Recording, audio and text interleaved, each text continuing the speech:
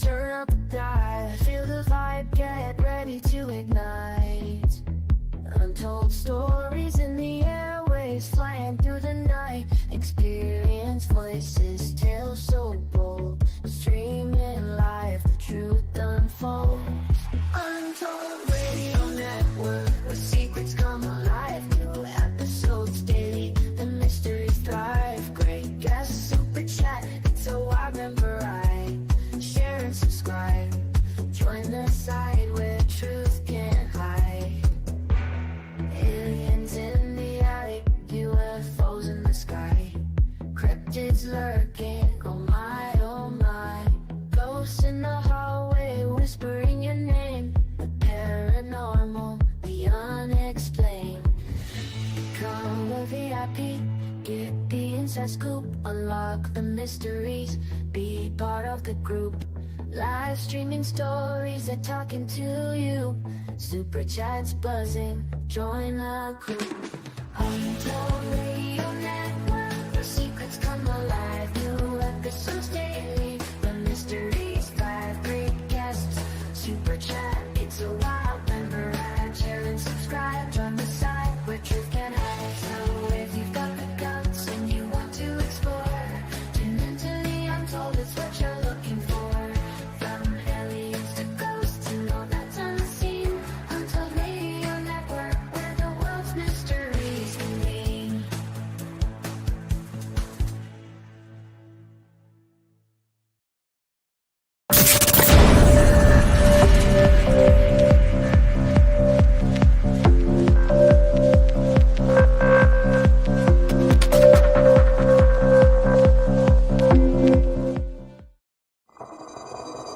The paranormal, UFOs, monsters, mysteries.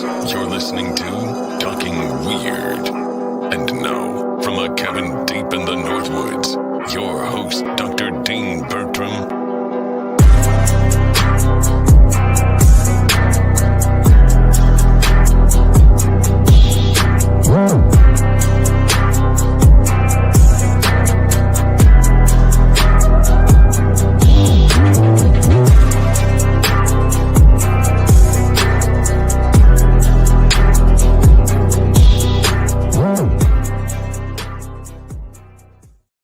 Well, greetings, all my fellow weirdos and weirdettes. Thank you for joining me on Talking Weird on the Untold Radio Network. I'm your host, Dean Bertram, and it has been a very sad week in many ways, and perhaps Jason and I will get to that. I just spoilt my guest, which I never do, which goes to show the, I guess, difficult period that we're moving through as a culture and as a people has hammered home to me.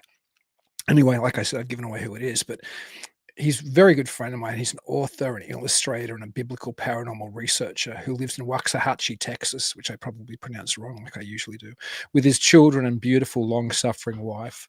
But beyond his lifelong love of art and comics, his life has been consumed with the study of archaeology, cryptozoology, ufology, and astronomy in order to better understand the Bible, its teachings, and the one behind its creation. So I'm delighted to welcome back to Talking Weird my dear friend and my co-host on the old mysterious library show that used to also run on this network, my very, very, very dear friend, Jason McLean. I think that's probably as close to a correct pronunciation of Waxahachie as you're ever going to be able to give. Probably. Giving is, you're from down under. That's the way. One day I'm going to get it. My girlfriend, who's probably in chat, always corrects me as well. She's like, "It's this, don't you know?" And she sings some. Is there some country song with a reference to it? I do know. I even forget the song. I think there is. I remember hearing it, but like I said, my favorite joke is the Dairy Queen one. So anyway, but I've told that 100 times on this show, so we'll skip it. Particularly given the chaos of the recent events. Dr. Jeff Meldrum passed today, and he had been fighting brain cancer for a while. And I know there's a lot of people who are going to jump out and talk about how good friends they were. Most of them spoke with him once. I spoke with him. I had the pleasure to speak with him on a number of occasions, but we weren't friends. But obviously, this is a huge loss to the community. This is a huge loss to cryptozoology in general, and those interested in Bigfoot specifically. Um, and we just have to carry on and just do. We're going to have to just work 10 times harder to make up for what he brought to the community, what he brought to the conversation, what he was able to do with his position. So we're just going to have to work that much harder.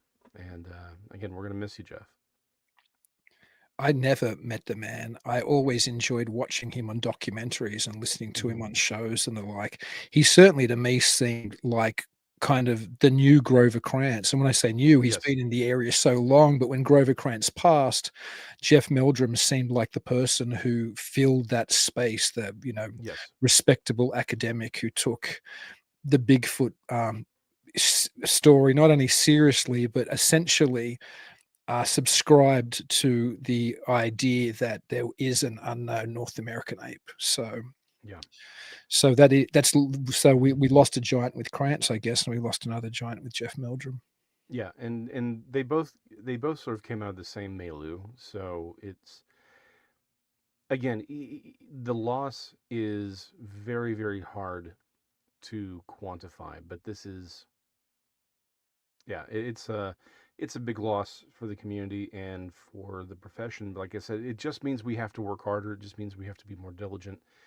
And I think of it as a call for people to get out there and do better work. And if that's and something we've talked about on this channel back when we were doing Mysterious Library, and we've talked about on this show multiple times. We just got to start doing better work, right? Um, it's the days of again, personal encounters are great, but we need objective, verifiable information and evidence.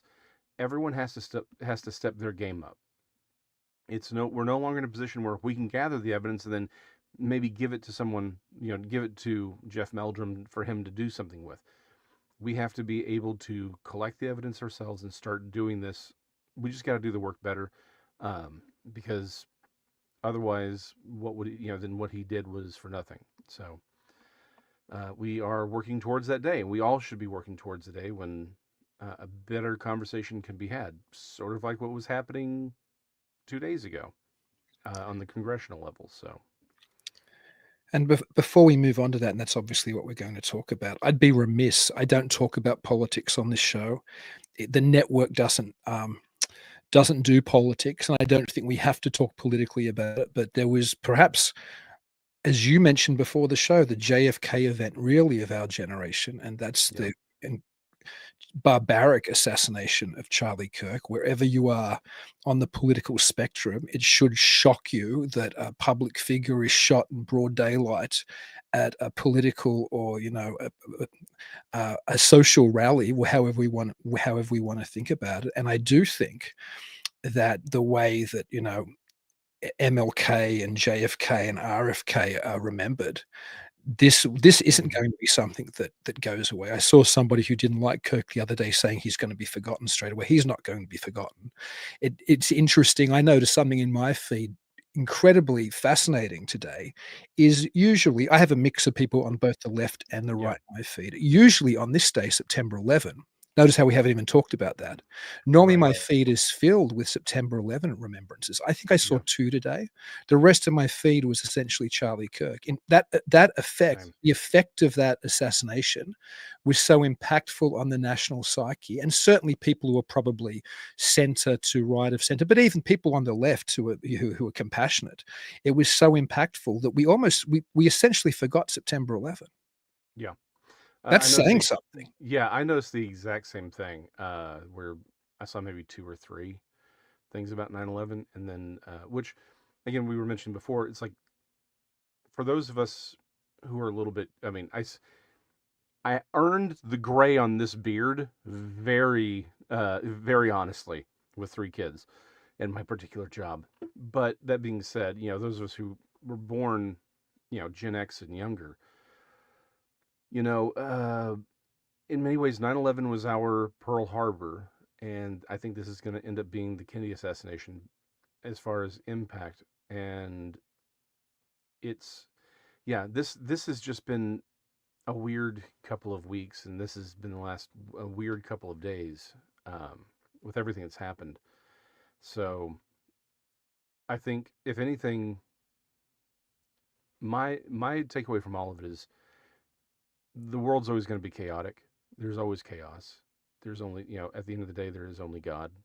And that's the only thing you can really cling to for stability in a world that is governed by chaos and anarchy and random chance. And that's the thing we have to hold on to and cling to, because there's nothing else that's going to do it. And if, that's what he clung to, that's what he fought for, that's what a lot of people are fighting for, is trying to make this world a better place. And that's all we can do.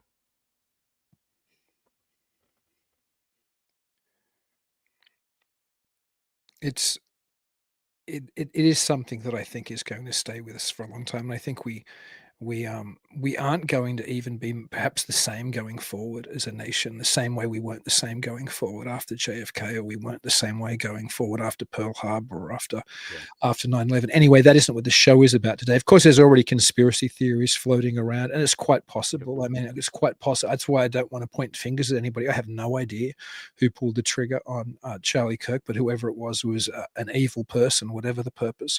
But we are going to be talking about cover-ups to a degree tonight, and maybe that's as clean a segue as we can get from such a horrific story into UFO disclosure, I suppose, which is something that the UFO community has long wanted. And so every time we have a congressional hearing, and we hadn't had Yep. them for a very long time, in the last 3 years we've had multiple congressional and Senate hearings. And of course on Tuesday we had a hearing titled Restoring Public Trust Through UAP Transparency and Whistleblower Protection, which was kind of under the aegis of the Committee on Oversight and Government Reform. Now, I've already seen UFO commentators saying this is probably the most impactful hearing so far. What are just some of your takeaways from it, just off the top of off the cuff, Jason? It was the most. I think this was the most impactful, and probably one of the. That's the thing. They've all had one or two things that were really, really important that were said, and then glossed over by everyone else because they were looking for the more spectacular things. But this one had. I think this is one of the few times where one of the most important things was the spectacular thing that was revealed. But again, like if you sit down and subject yourself to a congressional hearing, you're going to hear a lot of bloviating and pointless blather from people who should have something better to do. But it was the big talk is about the video that was the legitimately new video that is out. Of the UAP being split by a Hellfire missile, and we can talk about that more in depth later. But that really is, I think, the biggest takeaway from this, because in previous meetings, like I thought the thing that everyone sort of walked or sort of glossed over was the fact that the panel essentially revealed that congressional funds that had been allocated for specific programs and purposes were essentially being stolen and used as part of this black budget, right? And a lot of people sort of missed that, and it was like, oh yeah, no, because they're looking for the non-human biologics, right?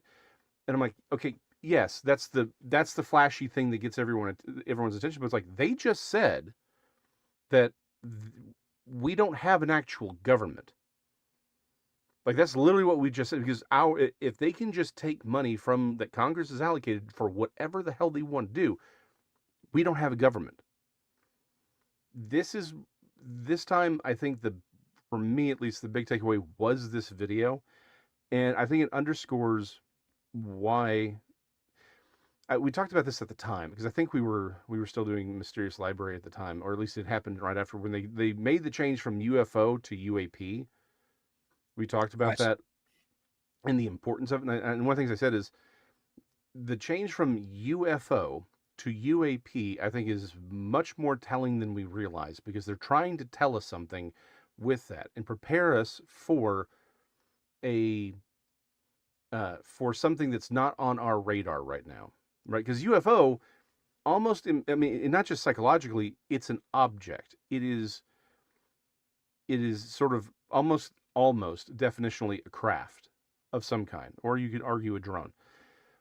By calling it a phenomena, you are opening the door to something much broader, and a much broader understanding of what's happening, and maybe even having very different conversations. And we've noticed constantly since that's happened, how often the conversation has started moving towards interdimensionality. Again, when we were doing Mysterious Library, the documentary that MUFON of all people put out, that in the first, I think it was an hour and a half long, like the first hour 15, pretty standard, run of the mill mainstream UFO stuff. But the last 15 minutes got real weird real fast, and they actually started addressing, hey, the thing that really stood out to me was they had done these studies on the brains of contactees, and that apparently they were showing the same signs of brain activity that remote viewers had. And they were discussing interdimensionality. And that was literally shocking to me, to have MUFON address it that way, and even put that information out there. Because again, this is not a knock against anything or anyone, but if there was a mainstream milquetoast in the UFO community, it's gonna be MUFON. Yeah, I think I did the world premiere of that film at Midwest Widfest, An Accidental Truth, and that's probably why we talked about it. And it was stunning, because I'm always suspicious of the mainstream UFO organizations, as just like Ray Palmer was back in the day, just like people like Alan Greenfeld, who was good friends with Ray Palmer, remain. There is something suspicious about it, but I wonder. And they didn't touch on it as much in this hearing, ironically, as obviously the David Grush one. Not that the Congress people touched on it, but Grush did. This idea of interdimensionality that you were talking about. It was, to me, that was the main takeaway, or one of the main takeaways of the Grush congressional hearing. You mentioned the video, and we will play it because we do have to talk about it. I do think that something I appreciated in this hearing, more than I thought I would, is I've often watched the previous hearings and thought that the questions from the members of Congress have been less than up to speed. They've seemed like they've understood ufology via the X-Files and Close Encounters and an article they've read in the New York Times. You know what I mean? Or maybe they've watched a couple of, TV shows on History Channel or something, right? Or not even that. It looks like these were questions that would have been brought up if you'd watched an episode of Sightings in 1998. Absolutely, but this one, the Congress people seemed. I mean, I'm going to bring them up so I remember them, because there were a couple. One, Jared Moskowitz, who's a Democrat from Florida. Yes, he says he's not sure what's going on, or I'm paraphrasing him, but he knows that we're being lied to. And I think that's probably the healthiest position to take. Like, the government are lying to us. He's a member of, don't forget, the federal government. Yeah, exactly. We're being lied to, but I don't know what the heck it is, but we're not being told the truth. Yeah. This is the only time, and again, as a Texan, I can say this, that Jasmine Crockett has actually made sense. And that's a big step for her. So yeah, again, there was one congresswoman, I don't even want to address her, who just was the biggest waste of time in that entire hearing. She was going out of her way to make it overtly political, when that was I know. It's like, lady, you are being told the government you think you're talking about isn't real. That's literally what they're saying. And it is, I forget which congressman came back and asked a couple questions that sort of put her in her place. That's all it was needed. But the simple fact of the matter is, this is the first time I've listened to one of these congressional hearings and thought, okay, someone actually bothered to do the research. And I know that Anna Paulina Luna did a hit on Rogan like Yeah, 2 I weeks ago. watched that show. I was both impressed and not impressed. We can Same, but at least she was definitely trying. It had shown that she had actually been looking at this material a lot more. Because I think Everyone last seems time, to just have. quickly, I think she, in the last hearing, it was either her or Mace, and I like both of them, like as people, I really do. And but I think it was Luna who did a speech along the lines of, ever since the 1947 UFO crash in Roswell, the American public have been asking. I'm like, well, that totally misunderstands UFO history. That's the X-Files version of UFO history, Right, but exactly. the American public forgot all about Roswell from 1947 up until 1980. So. Yeah. But now both Luna, Mace, all of these people, like Mace asked a question could this be a psyop, which is such a Yes. fantastic question about about all of these UFO releases of videos and everything else. Great question. Yes, there were some. This was legitimately one of the better hearings. Again, it's still a congressional hearing, and if you're listening to all 2.5 hours of it, there's something psychologically wrong with you. Like you feel like you need to be punished for something. But that being said, this is one of the few times when they seemed very aware of what was going on. They were asking much more interesting and insightful questions. So yeah, there was one moment where I'm like, I'm 50-50 on. It was actually towards the very beginning where Knapp, by the way, hold on. How in the hell does Knapp get what is essentially an ad read in his introduction by his own congresswoman? What the heck was that? I remember I was like, what is happening? Like them giving it to her. Just for those of you, the audience who don't know who George Knapp is, maybe fill them in, because he's the witness in the middle, and it really, in many ways, was the George Knapp show. I mean, no, it very much was. So okay. If you're watching this channel, you know who George Knapp is. However, I'll play along. George Knapp is an investigative reporter out of Los Angeles, and he's also one of the hosts on Coast to Coast AM. And he broke the Bob Lazar Area 51 story back in the day. That's kind of his pedigree to start. He was at the beginning of this kind of X-Files, paranoid ufology. He was one of the main players, really. Yeah. So he's at. I'm going to choose my words appropriately here. He is a very large name in the community, and he's earned that position. And like I said, he's an investigative reporter. Most people know him from his work on Coast to Coast. He's done a ton of documentaries on all this. As Dean mentioned, he's the reason we know about Bob Lazar and all that. What I found really interesting, again, aside from the fact that, so his congresswoman giving him the introduction didn't shock me. I'm like, he's literally in her district. I'm like, that makes, again, I know politicians, I know how they work. Like, that makes perfect sense to me. But she just about did a damn ad read for his show, and I'm like, what is happening? However, that being said, just quickly too, I love when George Knapp hosts Coast to Coast. He's so great. His voice is great. His questions are great. He's one heck of a reporter. I don't always agree with his positions on ufology, but I do think he's one of the most interesting journalists who've ever covered it, to be honest. He's entertaining. Yes, no, he's definitely entertaining. He knows. He is a good newsman who knows how to do his job.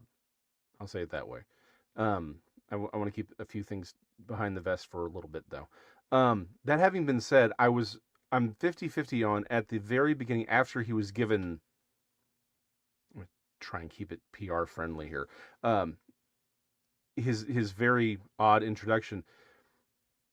Luna sort of cut him off when he started talking about the Russian documents and moved on with his intro, because everyone was given some time to introduce themselves, make an opening statement, and part of me thinks it was just because she realized Knapp is going to consume the next 20 minutes if we let him talk, if we don't shut him down. Possibly, so she switched on. I think that could very well be the case. Yeah, and so I think I would like to defer to that, but the fact that she shuts him down pretty quick at that moment, I was like, that's weird. She does grill him on that later, so maybe it was just a time thing. She recognized that he was just not going to shut up, and she's Because he like, "We did get got to to move talk, this along." yeah, he did get to talk about it a lot later on. Yeah. And that was, to be honest, one of the more, again, it's George Knapp, so he can tell the story better than any other witness. Right. It's what he's done for a living for decades. So Yeah. the Knapp presentation was the most interesting as far as storytelling. His story about smuggling documents out of Russia at the end of the Cold War, when, you know, it's all collapsing, and, you know, he takes off the cover pages of these secret documents in case, you know, customs or immigration, when he's going out to find them, and he tucks the cover pages under his jacket, and he throws the rest of the documents in his suitcase surrounded by caviar to distract them. And that it's just great storytelling. So Knapp was in that capacity the star of the show. But yeah, I think later he had plenty of time to tell the story. And interesting, I mean, some of that was super interesting, and I hadn't heard this version before, or this story before, but it certainly fits in with narratives going back some time, and narratives that are drum beaten by Grush at another recent UAP hearing. The idea that the old Soviet Union had every wing of its military taught to report anything they saw about UFOs, any sighting they had, anything that all that happened, because the USSR so probably wanted to somehow build and back engineer their own UFO. And that kind of ties in with Grush's even, I suppose, more extreme or out there story, that every country going back to the 1930s had some UFO retrieval program, and they were pulling them out in Italy and pulling them out in Germany and Russia and America. And this is so in that way, I don't think Knapp sounded quite as extreme, but it fits into this idea that every country on Earth supposedly has this, you know, interest in somehow getting on top of other countries in some kind of UFO arms race, you know, and building their own UFO first. Yeah. Horse has some really great questions. I'm flagging them for later because I think we will naturally. Actually, this one, we'll come back to that one. I still have access to everything, people. I could just kick Dean off whenever. As you should. You're an honorary member of the network, my friend. Yeah, exactly. He tells a really great story with that. And I think probably the Russian stuff is the second tier of the most important stuff that was said this time. Because I think the most important really is legitimately the video. Because I think it very directly connects to why it's called a UAP now. But yeah, I mean, the Russian stuff, particularly, and I think there was, I don't think we talked about this on this channel. One of the things that came out of the Kennedy assassination papers, because, you know, Patel had always said the reason that a lot of these Kennedy documents were being withheld was not for the reasons we thought, right? Like, everyone sort of expected there to be like a file folder with Kennedy, we did it, right? And it just lists everything that happens. Like, that's not how that was ever going to work. But a lot of those documents were being held back because it showed how the CIA was doing things. But one of the things that came out was this document about how Kennedy was working with the Russians in order to try and say, hey, we don't want to start World War III over, you know, these UFO encounters. And somehow they think it's us, we think it's them, and we start launching nukes. And I think that was one of those things where it's like, hey, guys, how the CIA is doing things with NGOs and a lot of these charities, that's really why a lot of those documents were held back. But this one was very specifically like, no, the UFO phenomena is very, very real, and they were panicking about it. At the same time, they were telling everyone there's nothing to it. They were panicking, and they were trying to make certain that we didn't go to nuclear war over these things. And so the stories that Knapp was telling about how, like, these things were somehow hacking into the Russians' systems. Yeah, ICBM, like intercontinental ballistic missile sites.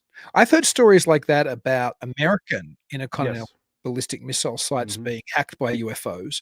I'm not sure if the one Knapp had told has been told previously. It may have been. I couldn't remember. But the idea that Yeah. UFOs were interfering with both us, which we Mhm. already heard about multiple times. I think Right. there's a number of books from the 80s and 90s that talked about that quite extensively, about the American problem of, UFOs Mhm. over our silos and them being shut down and weird things happening.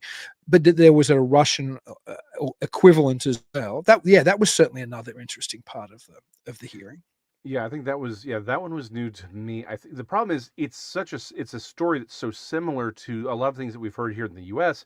And it's Exactly. like I was like, is this really a new story, or is this just, Yeah, I or thought have I that heard too. this one before? I'm like, have I heard the Russian one before? I've heard so many of these. Yeah. No, exactly. I want to get to Horse's second question real quick, because since it's a little bit more about Knapp. He says, in covering a story, Knapp sometimes seems too close to his witnesses to be regarded as an independent reporter. That has advantages but drawbacks. All right, I'll go ahead and say and say this again. This is not a statement against Knapp by any stretch of the imagination. My problem with a lot of this is, and yes, that does involve what happened today, right? We have too much evidence that a lot of really big names in the UFO community are either actually themselves agents of the United States government, or have been co-opted by them with their knowledge, and many without. Dean can speak to this very, very well. I would not. So I don't necessarily look at Knapp and say he's someone who is knowingly in on anything. I think again, there's no way to know. I like to try and treat everyone as if they're, unless I'm given a reason to believe they're lying, address everyone as if as if they believe what they are saying until I have reason to doubt it. He's never given me a reason to doubt it. I do have reason to question whether or not he's been captured by the government narrative and is being manipulated with particular stories to say what they once said. Or The fact that he, played. I mean, captured could be like, I mean, it implies different things. I agree with you. Whether it means that somehow he could be, a conscious agent of disinformation, which I don't think is the case. yeah, But is it I don't either. possible to be an unconscious agent of disinformation? I'm sure most of ufology Yes. for the last 50 years, 60, 70 years has been an unconscious agent of disinformation. We know that from William Moore's revelations at the MUFON Mhm. symposium back in 1989, where he Yep. admitted to being an AFOSI asset and admitted to poisoning the UFO well and spying on ufologists and feeding the information back to the Air Force. And this is the Mhm. guy who introduces the Roswell story to the American public. Yeah. This is the guy who introduces the idea of underground bases essentially at Dulce and places like that. Mm-hmm. This is the person who creates, through his writings and with another small cadre of other people, basically what we think of as X-Files UFO belief, crash sources, alien narratives, the MJ-12 documents. All of this comes from William Moore, a guy who admits at the 89 symposium that I was a paid Air Force asset. So has the entire UFO community to a lesser or greater degree been poisoned by disinformation? And are they acting not intentionally to be disingenuous, but are they acting in a manner of being disinformation agents without even knowing they are? Absolutely. And could that apply to George Knapp as well? Absolutely. It could apply to any of these people. And Knapp being so central in getting the Bob Lazar story out there. Yeah.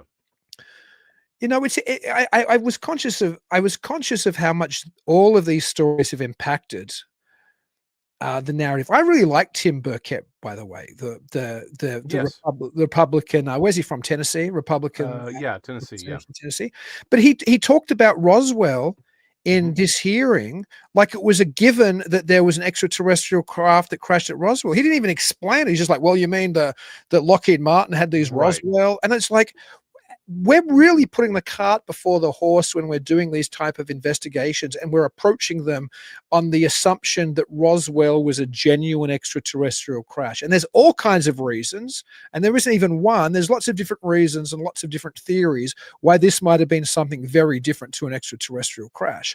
But when we're putting that forward, is we're basing our questions and our approach and our understanding of what's going on in all of these deals between Lockheed Martin and and Bigelow and all this stuff. Oh, this must be because they've got then you fall into the same trap that William Moore intentionally guided ufology into and committed to it. It's very dangerous.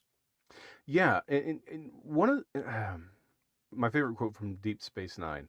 By the way, Ken, I upped my gain, so I'm hoping that helps you out a little bit.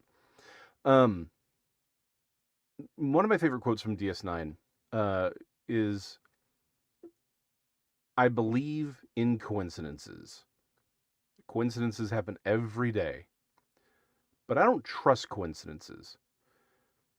And George Knapp, and again, it could just be right place, right time kind of a situation, right? But him being in Las Vegas and all of the Nevada-Las Vegas connection to a lot of this material bothers me. Again, it makes perfect sense that if they're there and he just happens to be there, again, right place, right time, luck is a big thing for all of life. I just don't trust coincidences. And again, I don't look at George Knapp and think I don't trust him because he's disinformation at all. I look at George Knapp and I wonder,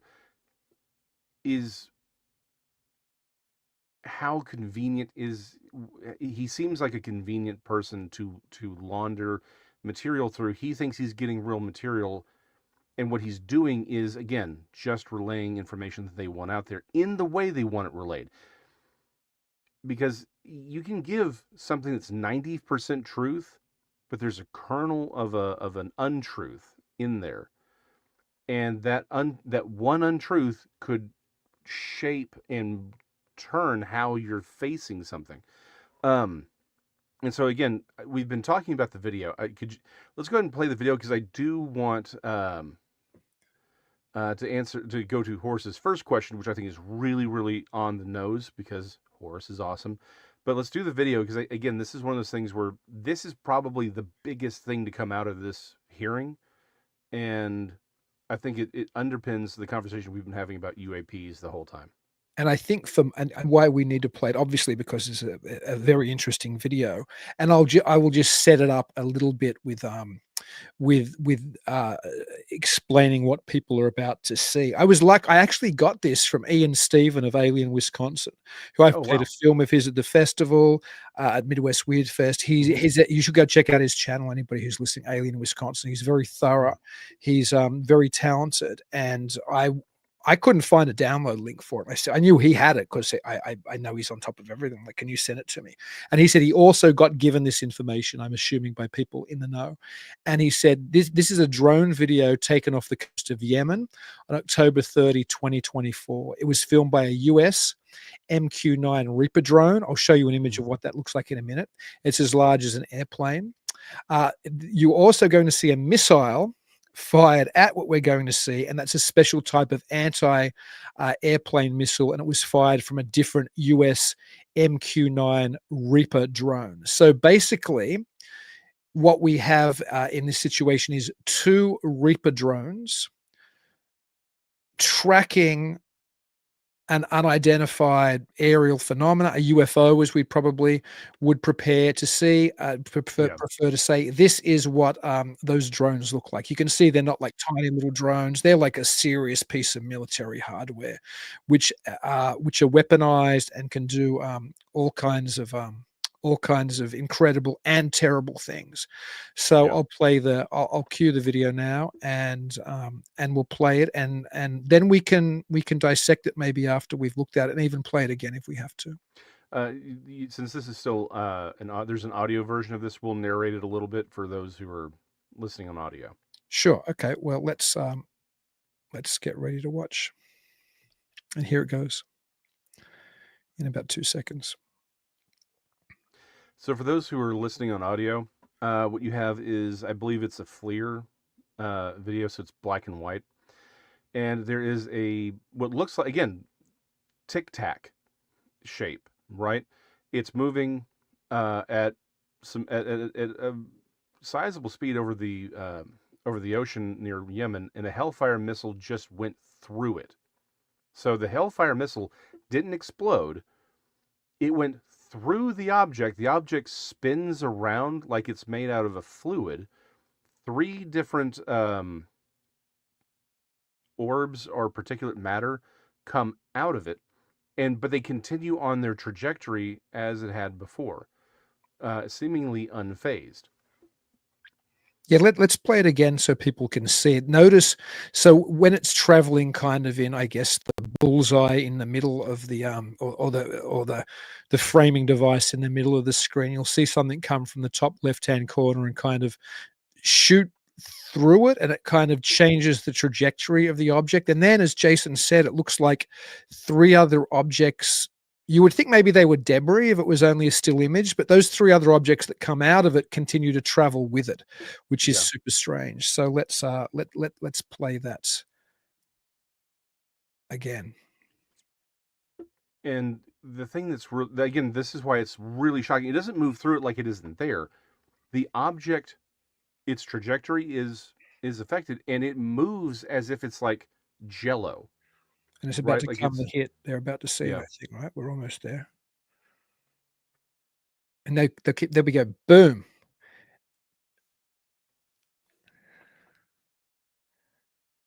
And then it pans out, and you see it continue to travel. So it gets hit by this Hellfire missile. It doesn't get destroyed, but 3 pieces come off and continue to travel with it. Super strange.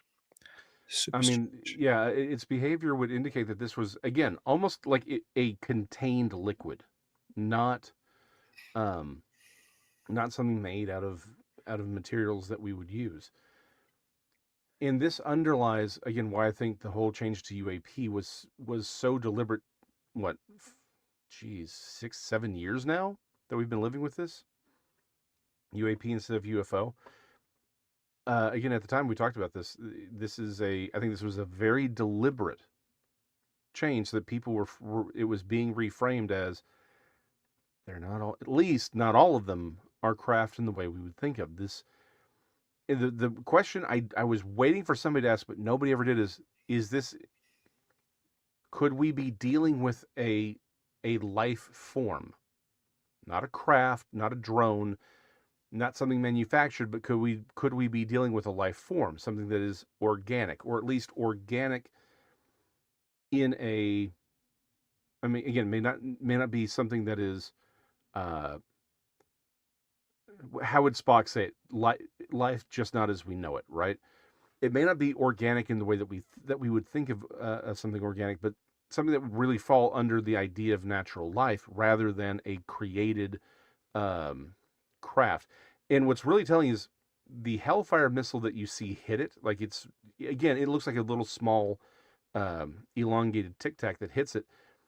This is not a small object that they were tracking. This is a pretty sizable object that gets hit. So this is sort of why I wanted the perfect time to bring up Horse's question there. Just quickly too, before you bring that up, there have certainly been ufologists who've suggested that these things might be somehow living beings unknown in our upper atmosphere. Trevor James Constable was a very famous ufologist who talked about that. There's a wonderful website called The Living Sky, I think .com, which still tracks that type of information.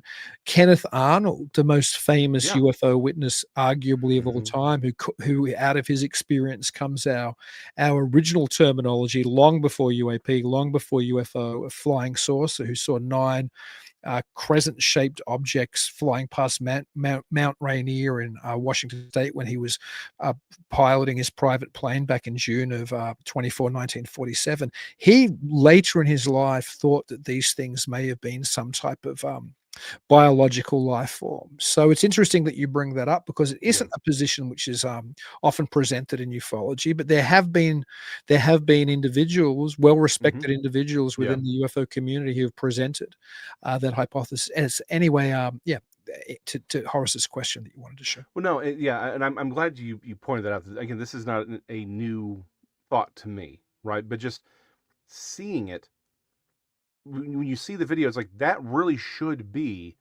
um at least a question. Again, does that mean that's the most obvious answer? No, but is that at least a question that should be asked? Yeah, because that's the fact that it behaves like a liquid would sort of indicate that we're dealing with something else entirely.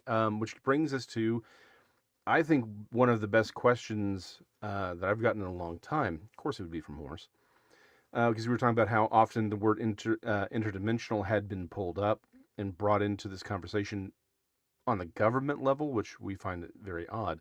Horace says, is there, however, any real definition as to what interdimensionality really means?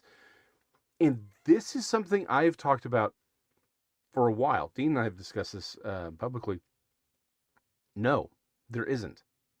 And that's the whole interdimensional conversation in a lot of ways is very similar to the question of the quantum Bigfoot, which, again, no hate to anybody. Like, this is just an observation. My problem is I think there's a lot of times I call them Star Trek words, where there is a scientific, at least sounding word that's thrown on something to sort of give it a degree of credibility. Maybe on some level there's a workable familiarity with the word, but it doesn't actually necessarily have the meaning that we would think it would, right?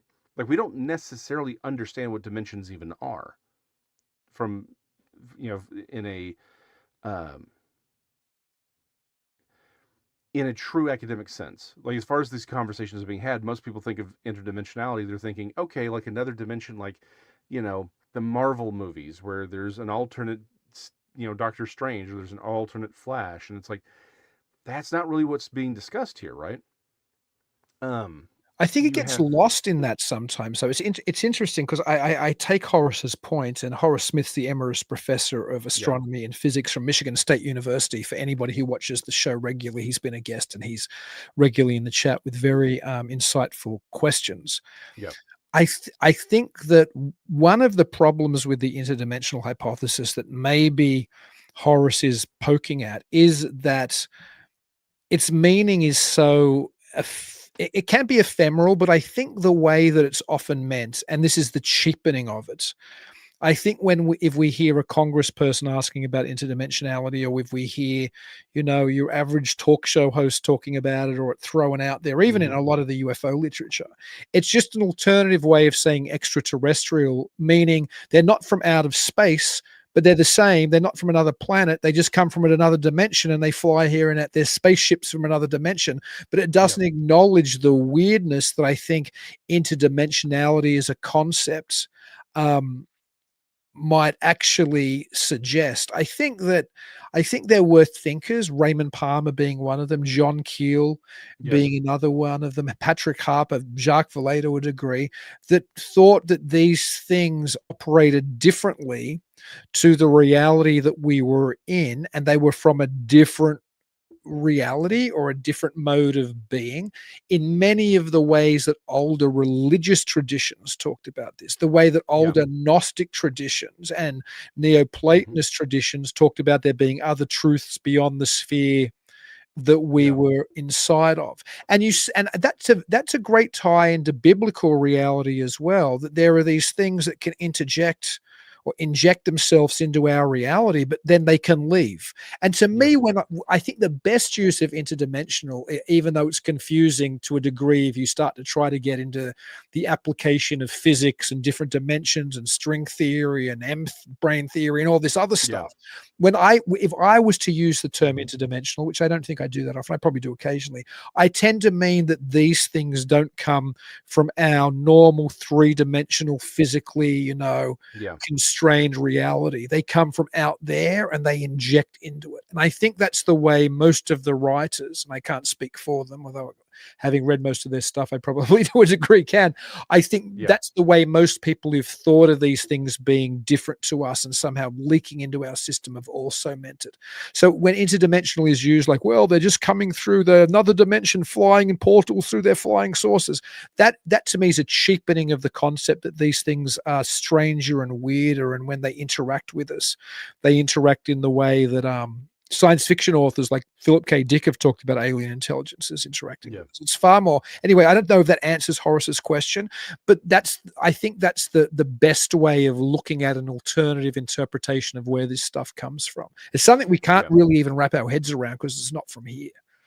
Yeah, and that's very much the point I was getting to, and I love, again, you said it better than I did. I was more focusing on the fact that this is sort of a Star Trek word that's familiar, but it's not really defined in any significant way. We don't really understand what it is we're talking about, and so to your point, it is treated very cheaply, and it's because we may be dealing with things that are, again, you put me and Giorgio Tsoukalos at a table, I'm going to agree this phenomena, it goes all the way back to the beginning. We've interacted with this stuff forever. I just think that this is the modern interpretation of it is just another interpretation of it. And we may not be any closer to understanding it at all. In fact, I would suggest we may have been closer the first time. That you know, a lot of this, people talk about quantum physics that, again, they can't do or even understand, or interdimensionality is usually just a way to skirt using the word supernatural. That's really all this is. And I would take it one step further. I think we have this, we imagine that if we can explain it, it's no longer supernatural.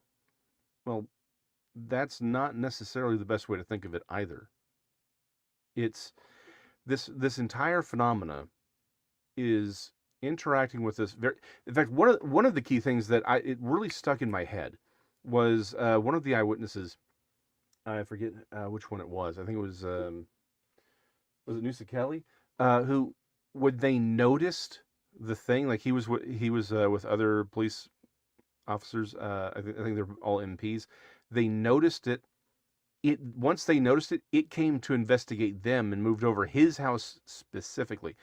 And he flat out said, he goes, I don't know why, but it's like he speculates that it knew they were watching him, or let me phrase it. The ball of light recognized that they recognized it, and so it behaved because it recognized it was being observed by them. That's like the old the quote in the Mothman prophecies of one of the two John Keel type characters, because one is obviously Richard Gere, but the more sophisticated writer who already understands it is Alexander Leake, and he says they noticed you because they noticed, you noticed them, or words to that extent. And I wonder how much of this is some phenomenon waiting for us to notice, waiting or wanting us to engage. And just very quickly, I think that's one of the greatest failings of all of this. And this is one of the things when we were talking about Miss Luna's or Mrs. Luna's appearance on Joe Rogan, is even these hearings kind of, demonstrate this. There's this idea that the US government and another interesting thing, there's so much to talk about, we're not going to get to all, but that some of this has been pawned off to the private sector now, like Lockheed Martin came up a bunch of times, right? Mm-hmm. But the idea that somehow either the US intelligence agencies, the US military, or the private sector that services, these kind of industries, or the industries that service these kind of forces, that somehow the secrets are there. If we just keep knocking on the doors and writing the right legislation and getting the right witnesses, it's all, we're going to know it's Roswell, But to me, that's an incredibly naive interpretation of a phenomenon which we have no idea what it is. This expectation that the US government knows, or elements within the US government, or elements within the greater public/private, military industrial complex of this country, it's already known what the sources are. Yeah. This is a madness. There's so many things which suggest that nobody knows what any of this stuff is, right? Yeah. But to think that this is our main way of pursuing some type of, incredible truth is by pounding hard enough on and getting enough, of these investigations and going into enough government skiffs and redrafting enough whistleblower legislation. We're going to get there. We're going to find out about UFOs. Well, if we're lucky, we'll find out that things like the Tic Tac video were just some US, or Lockheed Martin experiment or something, right? We might find that out if we're lucky, but we're not going to get to the base of something which shares so much with every other paranormal phenomenon we've had since biblical times. Yeah. When the government doesn't have the answer to this, there are probably experiencers who have a better idea of what's going on than the US government, to be frank. Yeah, I think this is one. In many ways, I think the disclosure conversation is it's more of a faith that I think that the extreme conspiracy theorists were the extreme sort of conspiracy theorists were MJ12, the government knows everything, and I think you'd argue you could say the radicals on the left where the government is evil and is control. Like, there's both sides of the same coin, which is the idea that the government is competent and understands what's happening. In many ways, this conversation needs to be had we need to change a lot of these assumptions and narratives that we have clearly been fed. I think the problem is there's elements of this entire conversation where clearly the UFO community was manipulated to hide government technology and things that we've been working on in secret. And honestly, Operation Paperclip, we've had this conversation ad nauseum. So I want to take that next step is the stuff that is legitimately weird, that is legitimately, probably esoteric to an extent. They may not understand, which may be why they're like, we don't want to talk about this, because I can't believe South Park's coming up again this week. They did a video on 9/11 truthers, and essentially at the end of it, they reveal that the 9/11 truther movement was actually put out by the government because they're like, we wanted people to think that we were still in charge. Because the terrifying thought is, in many ways, it's far more comforting to think that you're just being, and again, the problem is we are being lied to, but that the government knows, but they're lying to us. That is somehow more comforting than the most powerful military force that has ever existed with the most advanced technology that has ever been created has no freaking clue what's going on. In many ways, for a lot of people, that is the reality may be far more terrifying that we don't know. And so, again, does that mean they don't know? No. It just means that we need to stop assuming they understand what's going on, right? And here's a great example: the glob Tic Tac, that I'm going to call it, could very well be an extension of a plasmoid-based technology. And again, plasmoid has a medical term, a biological, organic term, but it's also the sort of the functional word about people that they have discussed this concept of a form of electronic spoofing where we generate a plasmoid, meaning like plasma, fourth state of matter, in space that is controlled by lasers, and then we can control its movement. The idea is you could create these things, send them on their way. They are visible. The IR would recognize them. Radar recognizes them because there is something tangibly there, so that an enemy's systems would see it, and you would scramble your fighters and your air defense systems to attack a fleet of 20 plasmoids that are coming in one direction, and then your stealth fighters and bombers come in from the other direction and hit the targets, and they're safe, right? Because you've confused them as to what that is. Could that be what was seen there? Maybe. I don't know. I would never pretend to know. But we also can't rule that out either. So was this organic? Was this a U.S. military plasmoid? Was this, again, something that is so far afield from our understanding of physics that we couldn't even verbalize what it is. In the same way that if you went back 600 years ago, before the invention of the microscope, you couldn't verbalize bacteria to somebody. You couldn't do it. You couldn't verbalize germ theory to anybody in any meaningful way, because it was a level of existence that wasn't on the table yet. All of this may represent a level of existence and in biological organisms that are just something that's not on our radar yet. But maybe the problem is it's been on our radar the whole time. We just didn't want to deal with it in the modern world because it implied a larger reality that has theological implications. And the thing is, that may not be a realm that science could even poke at, which is probably scarier to many people. So there you go. I like your point of plasmoid. Of course, our very good friend Donnie Cho made a joke about, I could have sworn Jason made up the word a plasmoid. But what I find fascinating with you recognizing that, and probably other people recognizing it too, is that one of my favorite authors, Philip K. Dick, towards the end of his life, had what can only be described as paranormal or supernatural experiences. Yep. And we won't go into the details now. I've talked about them on other shows, but he believed that VALIS, as he termed it, or zebra, VALIS stood for Vast Articulate Living Intelligence System, or zebra because it could do this kind of camouflage stuff. But he believed that was a living plasmid.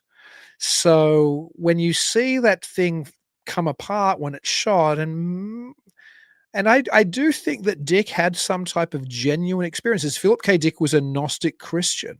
He thought that there was deeper realities like the type I was talking about injecting themselves into this reality. And when I think about the UFO phenomenon, it's difficult not to think about Dick's experiences in his own non-fictional writings, which weren't published until after his death. They weren't even published, I think, until the 1990s. His full exegesis, I think a smaller version had been published with one edition of VALIS. But he said that VALIS seemed to him to be very much like the UFO phenomenon. Now I'm here, now I'm there, flittering all over the place. Now I'm this, now I'm that, Yeah. And there was an incredible wisdom in Dick's understanding of what his experiences might have been and mightn't have been. He would never totally nail down what he thought it was because he didn't know, and that's one of the strengths of it as well.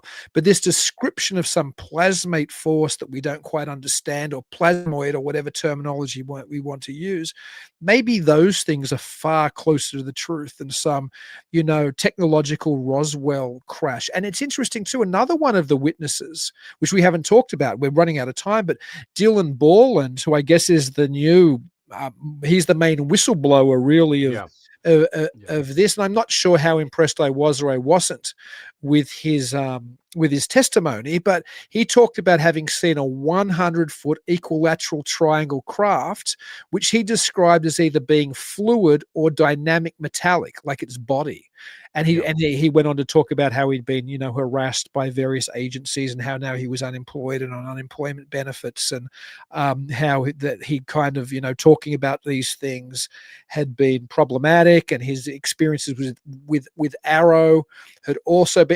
See, we could do this show for hours because Arrow came into it as well. Of course, the All Domain Anomaly Resolution Office, and the ex-head of it as well, the physicist Sean Kirkpatrick, was criticized, and of course that's actually what's meant to be an office of the US. It's part of the office of the US Defense Department, right? Their independent investigation into UFOs and UFO whistleblowers. But there was a lot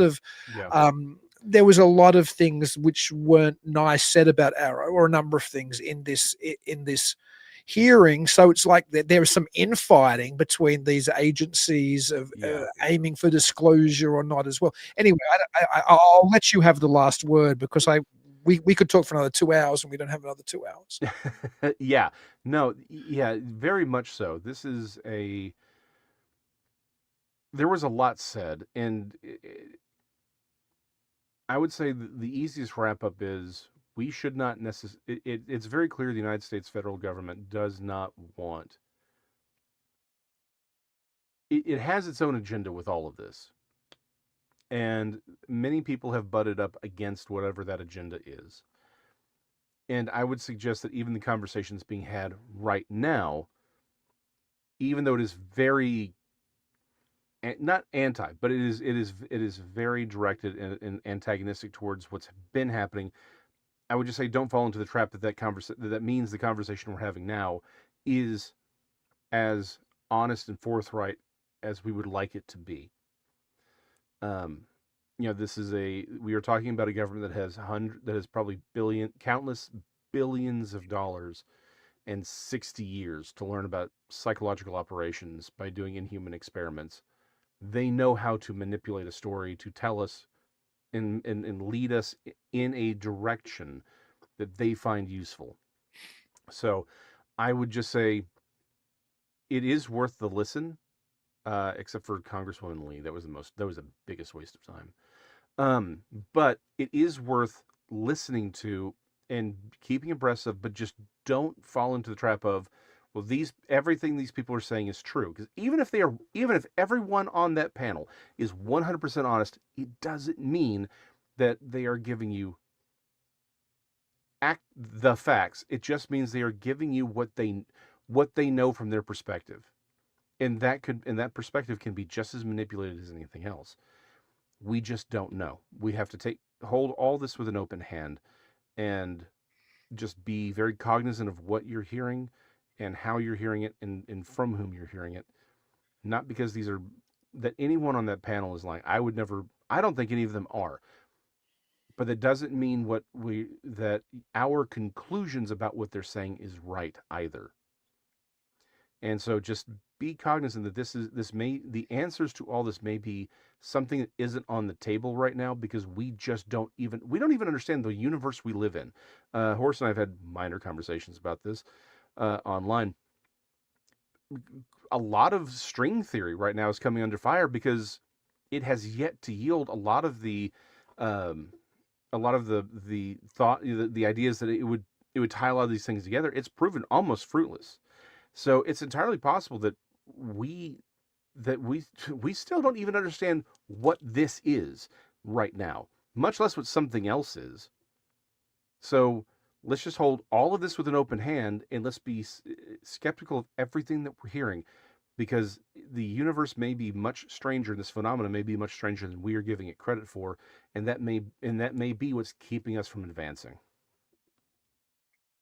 Very, very well said, Jason. You know what we forgot to do at the beginning of the show? I think because we were both so down with both Dr. Jeff Meldrum's passing and, of course, the hideous assassination of Charlie Kirk. We forgot to talk about something that we are genuinely excited about. Yes. Which is coming not this weekend, but the following, September 19 to 20 in Richmond, Missouri, and that's the Crossing Realms Conference. Yes. So my friends, some of y'all may have known and loved them.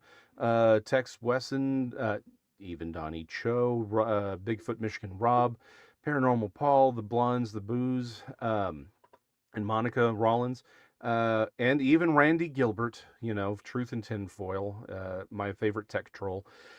We are putting on the Crossing Realms Conference, and who might be in attendance as a speaker, revealing and showing his award-winning short version of The Man Who Invented the Flying Saucer, because the real documentary is coming out eventually, and that's going to be amazing. But none other than the man sitting right there, Dr. Dean Bertram. You are going to get to hear from him live and see his video with your very own eyeballs, and it's going to be amazing. And not just him. We've got Josh Hurd. We've got all kinds of people coming. And it's going to be a really great time. You can see me, and you can meet me. You can poke Tex with a stick, and you can give Dean a hug and maybe pull on his beard that he's clearly now started coloring.